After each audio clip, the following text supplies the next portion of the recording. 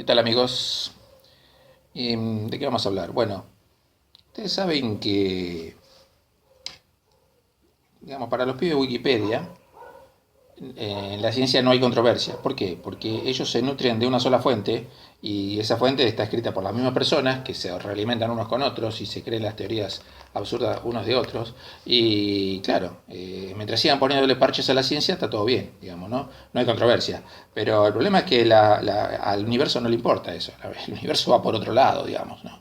Y, y bueno, y este video, el que estoy haciendo ahora, es para exponer mis dudas. Expongo mis dudas y dentro de lo poco que yo sé, que son las leyes de la física convencionales conocidas, como dice la Biblia,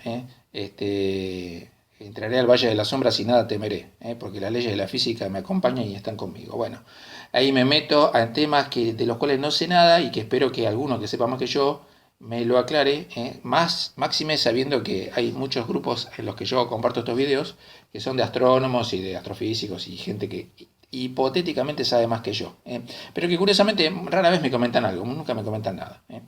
Eh, Bien, ¿cuál es el tema? El tema es las distancias en el universo. ¿eh? ¿Cómo se miden las distancias en el universo? Bueno, qué sé yo, hay muchas formas. Digamos, nosotros, los humanos, podemos apreciar la distancia porque tenemos dos ojos. Entonces, por medio de la triangulación y también un poco por medio del enfoque, sabemos a qué distancia está un objeto, más o menos, ¿no? La distancia no requiere precisión, pero a los fines prácticos sabemos si podemos patear al arco o no, o si tenemos que estirar el brazo para agarrar algo o no. Básicamente, para eso es más que suficiente.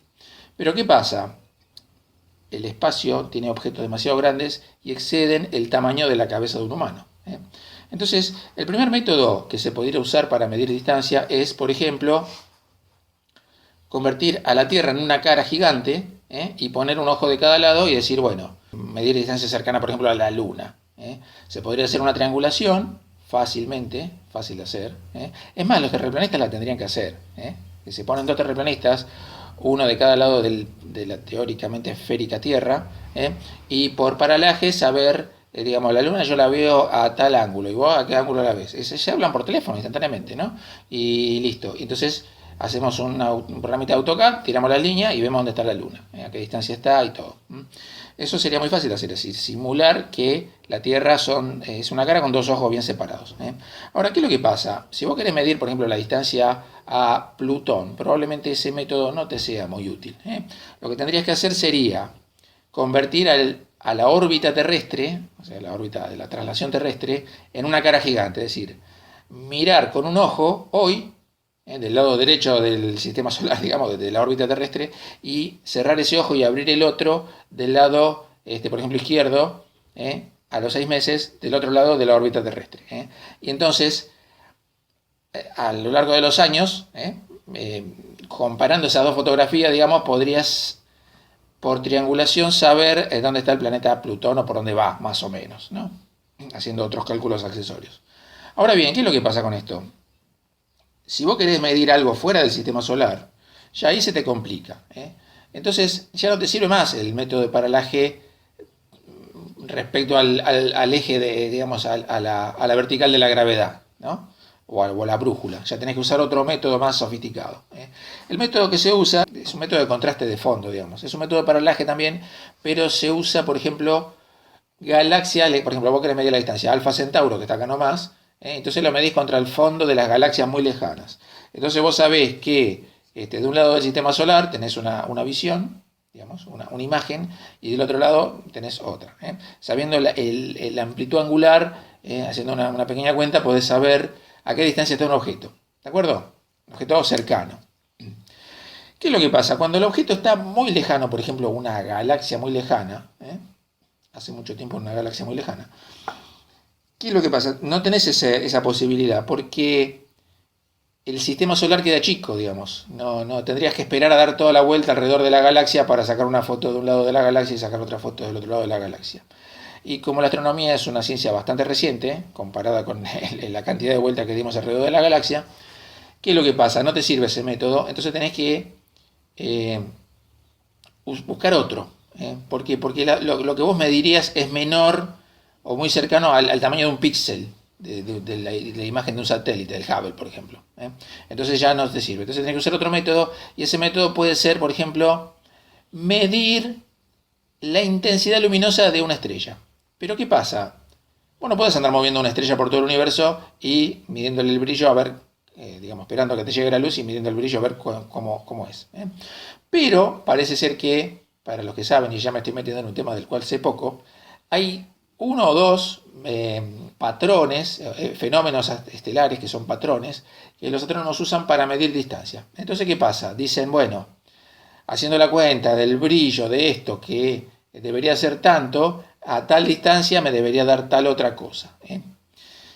Hay otro método que es el método del corrimiento al rojo, pero ese es un poco más impreciso, porque vos no sabés en el vecindario local a qué velocidad se está moviendo un objeto, y entonces te puede dar lugar a engaño, ¿no? Bien, ¿qué pasa? Usar el brillo de una estrella para medir una distancia trae muchos problemas. ¿Por qué trae muchos problemas? Porque vos ves las cosas que brillan en el espacio, pero no ves las cosas que no brillan. Nadie sabe si en el espacio hay inmensas nubes de polvo oscuro, intergaláctico, que no esté siendo iluminado por nada, y que obstaculizan la luz y que te atenúan la luminosidad de lo que llega a tus ojos. Nadie lo sabe, no está mapeado siquiera. Lo que habría que hacer sería, por ejemplo, tratar de localizar una explosión de una supernova y el brillo el frente de onda de ese brillo, que es como un flash, que va recorriendo el universo, ir observando muy tenues variaciones del brillo de fondo para ver dónde están y qué forma tienen esas nubes, el brillo de esas nubes, digamos, ¿no? Que es una cosa que todavía no se ha hecho ni siquiera se ha intentado, creo, calculo yo. Pero ¿qué es lo que pasa? Nada te garantiza que el brillo que vos estás viendo de una estrella sea realmente el brillo que estás viendo. Ese sería un primer gran defecto de la astronomía, ese. Y otro más es el que yo voy a expresar ahora, que yo no estoy seguro de si los astrónomos lo tienen en cuenta o no. Yo lo voy a expresar en este video. Si alguno lo sabe, que me lo conteste, así nos enteramos todos. Porque yo estudiaba astronomía cuando yo era joven y estudiaba los libros de ese tiempo, hace, no sé, 40 años.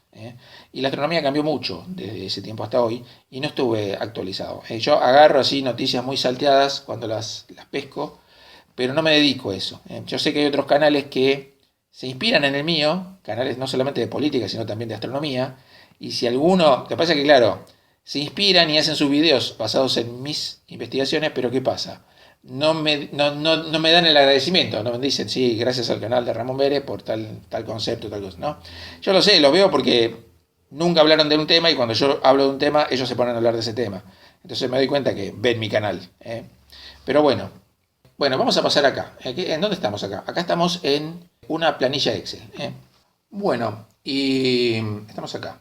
Planilla Excel. Lo que está coloreado son fórmulas que los valores no se pueden alterar, solamente podemos alterar los valores que están sin colorear. ¿De acuerdo? Bien. Yo sé que hay formas más fáciles de hacer esto. Lo hice así para que quede más didáctico. Si me pusiera a ponerme fino, a tirar las ecuaciones y qué sé yo, bueno, seguramente llegaría a un resultado mejor. Pero lo que quería era esto. Miren. Tomemos, por ejemplo, el típico ejemplo. El típico ejemplo del efecto Doppler, que es el del que vamos a hablar ahora. ¿Cuál es? El tren. ¿Por qué? Porque el tren va a velocidad más o menos constante y va en línea recta. En realidad podían tomar cualquier cosa. Podían tomar un dron, podían tomar un ciclista, podían tomar una gaviota, cualquier cosa. Pero bueno, el tren es el típico y clásico, ¿no? Entonces dijimos, bueno, onda de sonido, 340 metros por segundo, ¿sí? Velocidad, vamos a ponerle acá 10. Velocidad ¿de qué? Del tren. Velocidad en kilómetros por hora. Velocidad de metros por segundo, 2,7. ¿De acuerdo? Bien.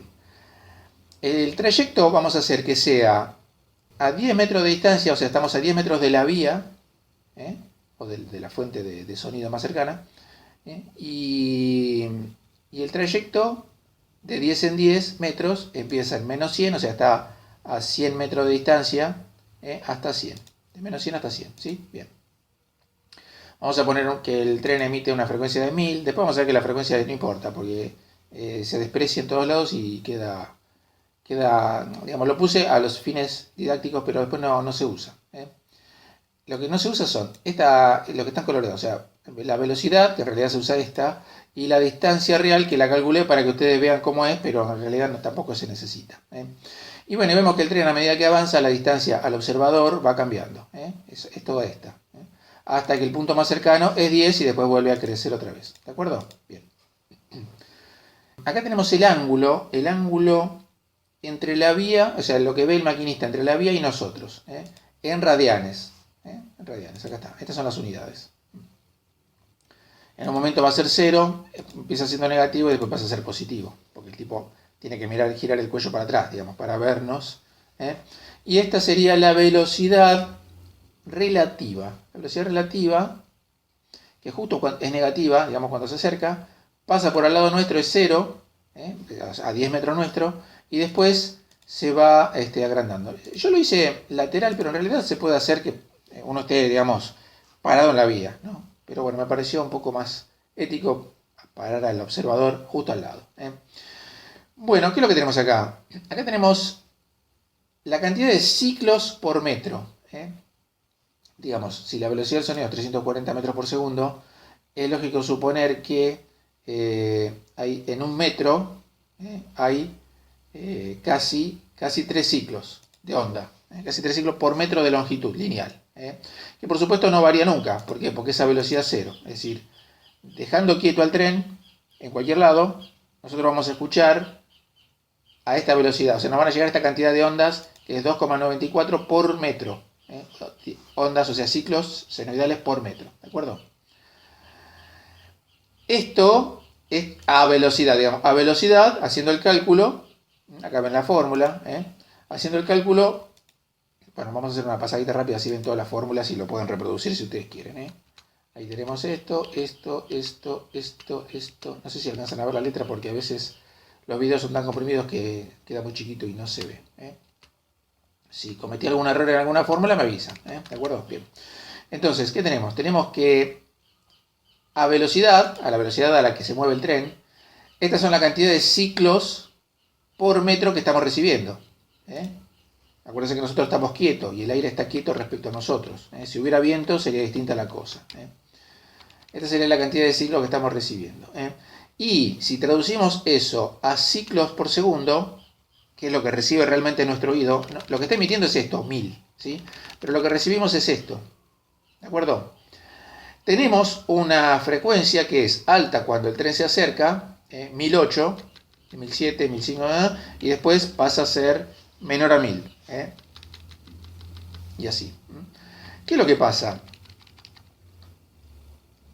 Acá tenemos el coeficiente de la frecuencia emitida respecto a la que escuchamos nosotros, que es un coeficiente que después lo vamos a usar bastante. Por supuesto, el coeficiente no tiene unidades. Bien, ¿qué tenemos acá? Tenemos que el coeficiente, por lo tanto la frecuencia que escuchamos, va a variar en función de la velocidad del tren. Entonces yo acá le voy a cambiar, le voy a poner 20. Fíjese cómo cambia todo. ¿Vieron cómo cambia todo? ¿Por qué? Porque la velocidad es otra. ¿De acuerdo? Es otra. Y si seguimos variando, vamos a seguir teniendo, por ejemplo, si ponemos 50, vamos a seguir variando. Por supuesto que cuando el tren pasa justo por al lado nuestro, la relación es 1. ¿Por qué? Porque no hay Doppler. El Doppler momentáneamente se anula justo cuando pasa por nosotros. Algún purista me va a decir, sí, pero el tiempo que tarda el sonido en llegar desde la fuente hasta nosotros, en realidad hace que el tren tendría que estar un poquito más adelantado para que, bueno, es verdad, no hice esa compensación, pero bueno, me parece que no viene al caso, porque en realidad no estamos viendo el caso de una estrella que pasa por al lado del sistema solar. Estamos viendo una estrella o una galaxia que se aleja y el paralaje, digamos, la distancia lateral es totalmente despreciable. ¿De acuerdo? Bien, yo tomé todos estos valores para no complicarme acá con este cálculo y para poder graficarlos los copié aparte y me hice esta parte de la planilla. ¿Qué es?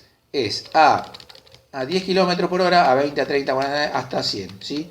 Y me hice todos los gráficos, me hice todas las columnitas, copié una por una los valores. Fíjense que acá no hay fórmula. Fíjense acá arriba que acá no hay fórmula. Esto es valores copiados literalmente. ¿Y qué hice? Lo que tenía que hacer después, lógicamente, es un gráfico. El gráfico es este. ¿De acuerdo? ¿Qué te está diciendo acá? Bueno, te está diciendo lo siguiente. Pero en realidad acá falta un valor. Falta el valor de velocidad cero. Cuando la velocidad cero, esto es una línea recta. Yo no lo dibujé, pero bueno, ustedes se lo imaginan.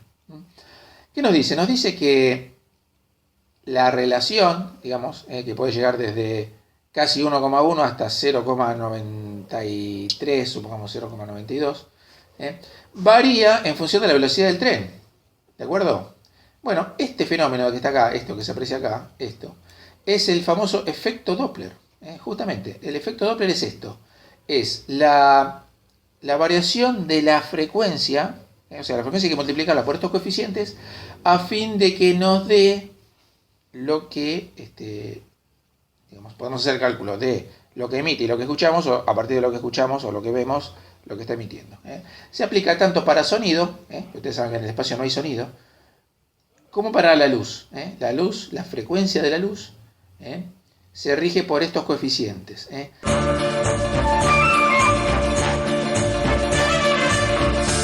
Brainiac se traslada a la Patagonia Argentina, a la localidad de El Maitén, a unos 1800 kilómetros de Buenos Aires. Allí se encuentran los talleres del ferrocarril a vapor más austral del planeta, la Trochita.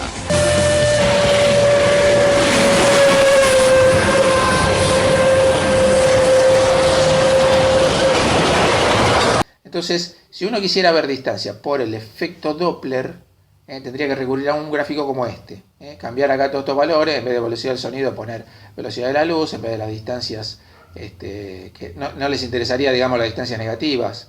O sí, las del medio no les interesarían. Les interesarían las muy lejanas o las muy cercanas. O sea, cuando se acerca desde muy lejos o cuando está muy lejos y se sigue alejando. ¿De acuerdo? Bien. El punto de interés es este, digamos, que los astrónomos usan estos valores, ¿de acuerdo? Pero hay una cosa que nadie les dice, y yo no sé si los astrónomos lo saben. Ojo, porque esto es fundamental, que no solamente estos factores, estos coeficientes, no solamente varían la frecuencia, sino que también hacen variar la intensidad. La intensidad del sonido de una fuente alejándose es menor que la intensidad de un sonido de una fuente que está quieta o la intensidad de un sonido que se acerca. No solamente hay una variación de intensidad por la distancia, porque ustedes saben que la intensidad, como cualquier otro campo, disminuye con el cuadrado de la distancia, sino que además el Doppler agrega otro factor más de atenuación de la luz, digamos, de un objeto que se está alejando. ¿Está claro? Si alguno sabe si los astrónomos lo están teniendo en cuenta, que me avise, porque esto es fundamental, es importantísimo, importantísimo. Y yo no estoy tan seguro de que lo estén haciendo, no estoy tan seguro porque no estoy tan en el inter, digamos, de la cosa. Así que, bueno, amigos, acá este sería el segundo factor que disminuiría el cálculo de las distancias de los objetos muy muy lejanos, en donde no se puede usar otro método para medir estos asuntos. ¿Qué es lo que pasa con esto? Si vos tenés, por ejemplo, que estás midiendo una galaxia que en vez de estar a una distancia de, supongamos, 4, está a una distancia de 1, ¿sí? La galaxia termina siendo 4 veces más chico de lo que vos estás calculando o lo que vos estás suponiendo. Entonces, ¿qué es lo que pasa? Lógicamente que después cuando al giro de la galaxia le querés aplicar la constante de gravitación universal, pero por supuesto que no te va a dar. Te va a dar tremendamente erróneo, tremendamente equivocado. ¿De acuerdo? ¿Y qué es lo que pasa con eso? Pasa que después tenés que inventarte la materia oscura para que te cierren los cálculos. ¿Entendés? Es así de simple. No hay que darle más vuelta que esto. Es tal cual esto y es así y no hay que darle más vuelta. Hay que hacer primero estas correcciones, ver si realmente estamos midiendo bien distancia y después, si eventualmente hicieran falta, nos pondríamos a inventar todas esas cosas raras de la materia oscura, la energía oscura y todas esas cosas que a mí me parecen increíblemente absurdas, pero bueno, los pibes de Wikipedia las defienden a capa y espada. No solamente la defienden los pibes de Wikipedia, la defienden acá los pibes de acá también. Los Wikipedia de acá de Argentina, los de, por ejemplo, los de dominio digital, incluso el Chacal. Yo por eso no quiero discutir con el Chacal, porque el Chacal, si yo me pongo a discutir con el Chacal, podemos llegar a contradicciones tan ilógicas que podemos llegar a generar un agujero negro. Podemos realmente romper el espacio-tiempo y por eso no quiero discutir con él. Pero él, el Chacal, defiende esta teoría de, primero, que el espacio se tuerce, cosa que yo estoy totalmente en contra, y de estos asuntos de la materia oscura y todas estas cosas raras que yo no comparto, pero para nada, para nada.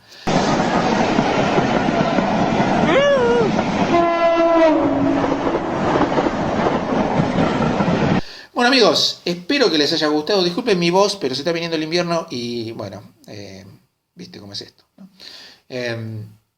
Espero que les haya gustado. No olviden darle like, suscribirse, compartir, comentar, darle a las campanillas. Ya superamos los 10.000 suscriptores, ya estamos en la categoría de microinfluencer. Microinfluencer y seguimos creciendo. A pesar de que el canal está bloqueado, sigue creciendo increíblemente. Pero bueno, sigamos adelante. Ayúdenme a hacer crecer este canal. Y bueno, les mando como siempre un fuerte abrazo. Chau, chau, adiós. Atención, aviso legal. Este canal es poco recomendado. Todo lo aquí expresado puede ser parcial o totalmente falso. Los consejos aquí emitidos no deben ser seguidos por nadie. La mala calidad en la imagen de mis videos es debido a sabotajes por parte de la empresa Google YouTube.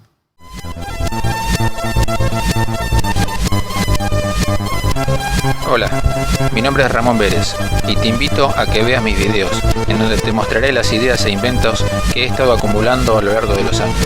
Te espero.